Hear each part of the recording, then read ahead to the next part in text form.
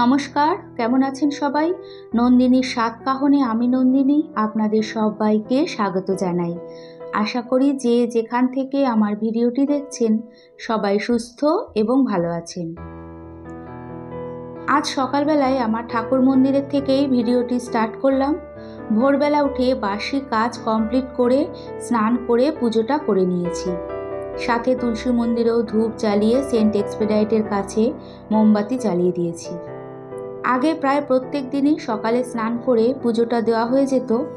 বহুদিন ধরেই সেভাবে আর সকালে পুজো করা হচ্ছে না, মানে করছি না, কিন্তু এখন আবার আস্তে আস্তে সেই অভ্যাসটাই ফিরিয়ে আনছি। সকালবেলা স্নান করে পুজোটা দেওয়া হয়ে গেলে নিজের খুব একটা ফ্রেশ লাগে আর মনের দিক থেকেও শান্তি অনুভব করি। তারপরে রাতে ভিজিয়ে রাখা জিরে, জোয়ান, মৌরি দিয়ে ডিটক্স ওয়াটারটা ভালো করে ফুটিয়ে নিয়ে ছেঁকে উষ্ণ গরম গরম খেয়ে নেব এবং একটু সময় নিয়েই বসে জলটা খেয়ে নিচ্ছি। ডিটক্স ওয়াটারটা ফুটতে ফুটতে রাতে মেজে রাখা বাসনগুলো সব গুছিয়ে নিয়েছি। এখন বাসন মেজে রাখার গামলাটা ভালো করে মেজে নেব। সারাদিনে অনেকবার বাসন ধুয়ে এর মধ্যে রাখা হয়, তাই কেমন একটা জলের হালকা দাগ হয়ে যায়।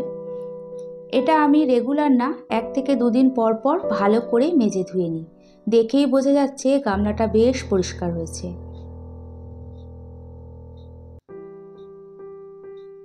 সংসারে যে কোনো কাজ যদি প্রথম থেকে একেবারে গুছিয়ে করা যায়, মানে জায়গার জিনিস জায়গায় রাখা, যখনের বাসন তখনই ধুয়ে নেওয়া, শুকনো কাপড় জামা তুলে সাথে সাথে ভাঁজ করে জায়গা মতো রেখে দেওয়া, এইভাবে যদি করা যায় তাহলে ঘরবাড়ি গোছানো পরিষ্কার পরিপাটি থাকে। খুব একটা অগোছালো কখনোই হবে না। তবে হ্যাঁ, এগুলো কিন্তু একদিনে হবে না, আস্তে আস্তে করতে করতে অভ্যাসগুলো রপ্ত করে নিতে হয়।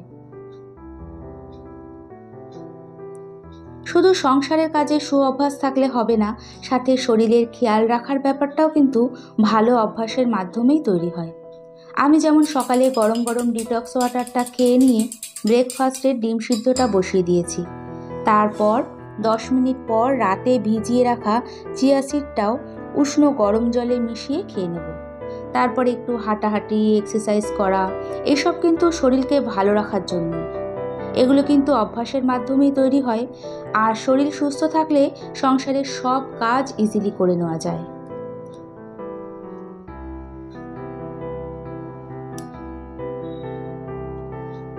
আমি চিয়া সিড ভেজানো জলটা খেতে খেতে হাজবেন্ডও অফিসে যাবার জন্য রেডি হয়ে গেছে। এখন এই যে ব্যাগের মধ্যে 1 বোতল জল ভরে দেব। আর হাজবেন্ড সকালে কোনো রকম টিফিন নেয় না, শুধু গরম জল আর কলা বিস্কুট খেয়ে চলে যায়। এখন প্রায় 7টা বাজে। হাজবেন্ড অফিসে বেরিয়ে যাওয়ার পরই ঘরের কাজগুলো শুরু করব।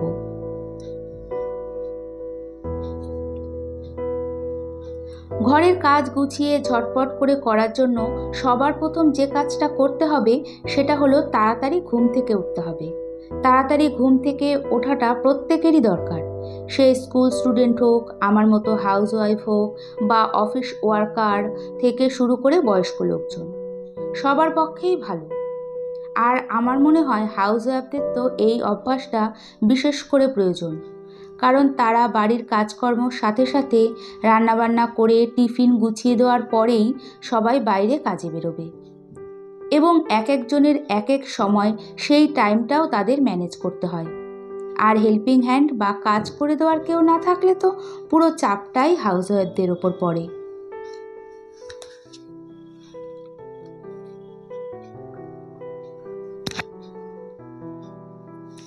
আর একটা কাজ হলো যেটা আমি নিজে করে আমি নিজেই খুব সুবিধা পেয়েছি, সেটা হলো রাতে পুরো রান্নাঘর ক্লিন করে রাখা।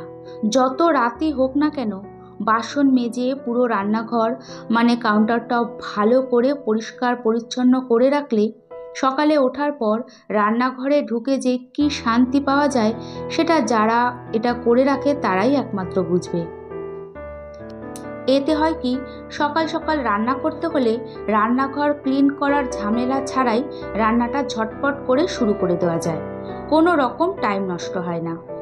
ডাস্টিংয়ের প্রথমেই আজকে আমি দেওয়ালে লাগানো ঘড়ি, সোনার আঁকা কিছু ছবি, এই সব কিছু বেশ ভালো করে সময় নিয়ে ক্লিন করে নিলাম। তারপরে ব্যালকনিতে থাকা আগের দিনের শুকনো জামা কাপড়গুলো পাট পাট করে ভালো করে ভাঁজ করে রাখছি। জামা কাপড়গুলো যদি এইভাবে পেতে পেতে ভালো করে ভাঁজ করে নেওয়া যায়, তাহলে রেগুলার ইউজের জামা কাপড়গুলো পরতে বেশ ভালো লাগে। এখন জামা কাপড়গুলো একবারে জায়গা মতো রেখে দেব। এরই মধ্যে আমি সবকটা বিছানা ঝেড়ে ক্লিন করে সমস্ত ডাস্টিং কমপ্লিট করে ঘরগুলো ঝাড় দিয়ে নিচ্ছি। ঘর ঝাড় দিতে দিতে আরেকটা সুঅভ্যাসের কথা বলি। যখনই আমরা ঘুম থেকে উঠব বা বাড়ির অন্যরা ঘুম থেকে উঠবে, সাথে সাথে বেডটা ক্লিন করে নেব। হাতে টাইম কম থাকলে কোনো রকম ক্লিন করে নিলাম। তারপরে যখন ঘরগুলো পুরো পরিষ্কার করব বা ডাস্টিং করব, তখন আরেকবার ভালো করে টান টান করে গুছিয়ে নেব। এর ফলে দেখতেও ভালো লাগে, আর আমার মনে হয় বেডটা ক্লিন থাকলে ঘরটাই প্রায় অর্ধেক ক্লিন হয়ে যায়। ঘরগুলো ঝাড় দেওয়ার সময় চেয়ারগুলো যতটা সম্ভব একটার ওপর একটা তুলে রাখলে ঘর ঝাড় দিতেও টাইম কম লাগে, আর ঘর মুছতেও টাইম অনেকটা সেভ হয়। তারপর শুকিয়ে গেলে আবার জায়গা মতো রেখে দিলেই হয়ে যায়। চেয়ারের সাথে সাথে পাপোশ, কার্পেটগুলো সব তুলে রাখলে বেশ ভালো হয়। আর যদি বাড়িতে রোদ আসে, পাপোশগুলো রোদে দিতে পারলে তো বেশ ভালো। রোদে দেওয়া পাপোশে পা মুছতেও বেশ ভালো লাগে।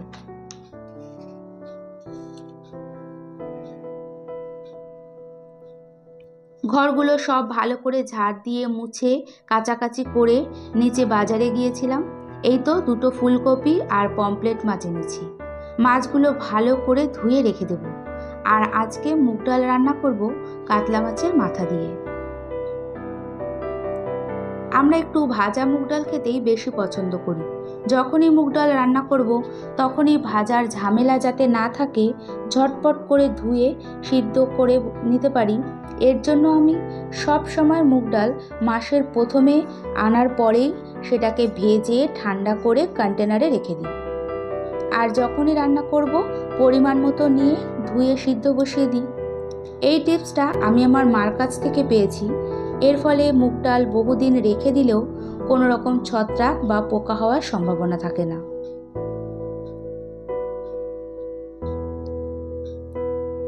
নুনের কন্টেনারটাও ধুয়ে শুকিয়ে যাওয়ার পর এখন নুন প্যাকেট থেকে ঢেলে রাখছি।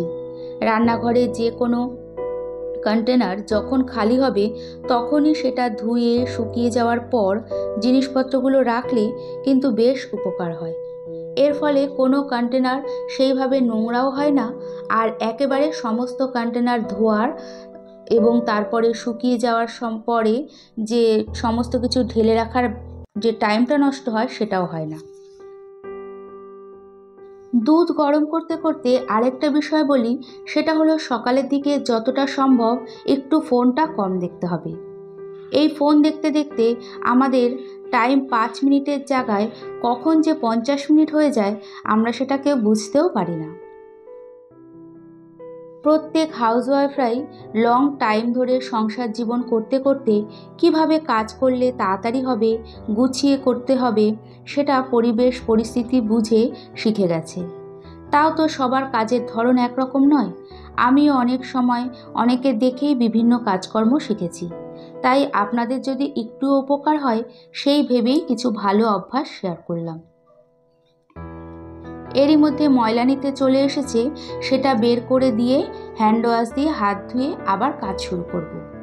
আর ডাস্টবিন বালতিটা আমি বের করে দিই না, আমি ময়লার প্যাকেটটা ধরেই বের করে দিই এবং তারপরে হাতটা ধুয়ে নিই। এর সাথে ভিডিওটি দেখতে দেখতে যদি ভালো লেগে থাকে, তাহলে একটা লাইক এবং একটু বেশি ভালো লেগে থাকলে সাবস্ক্রাইবও করে নিতে পারেন। আর কাজ দুটি যদি আপনি অলরেডি করে থাকেন, তাহলে আপনাকে অসংখ্য ধন্যবাদ। আর চাইলে বেল বাটন অপশানটিও ক্লিক করে রাখতে পারেন। এতে ভিডিওর নোটিফিকেশান খুব তাড়াতাড়ি আপনার কাছে পৌঁছে যাবে এবং আপনার সময় সুযোগ বুঝে দেখে নিতে পারবেন। রান্নাঘর পরিষ্কার রাখার জন্য আমি যতটা সম্ভব সিঙ্কে বাসন জমতে কোনোভাবেই দিই না। যখনই যেই বাসনটা হয় ঝটপট করে মেজে নিই। আর বেসিনে অনেক বাসন একসঙ্গে থাকলে রান্নাঘরে একটা ব্যাড স্মেল হয়। তারপর অনেক সময় পর বাসনগুলো মেজে নিলেও ব্যাড স্মেলটা কিন্তু সহজে যায় না। এর ফলে ঘরে একটা নেগেটিভ ইম্প্যাক্টও পড়ে।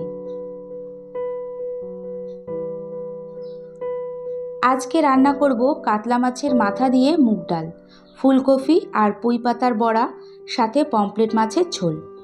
এই তো ডালটা হয়ে গেছে। এরপর বড়া করে মাছের ঝোলটা করে নেব। সাথে বড়ার ব্যাটারটাও চালের গুঁড়ো, অল্প বেসন, কালো জিরে, নুন, হলুদ, লঙ্কা দিয়ে রেডি করে নিয়েছি। চালের গুঁড়ো দিয়ে বড়া করে নিলে সেটা ঠান্ডা হলেও বেশ মচমচে থাকে।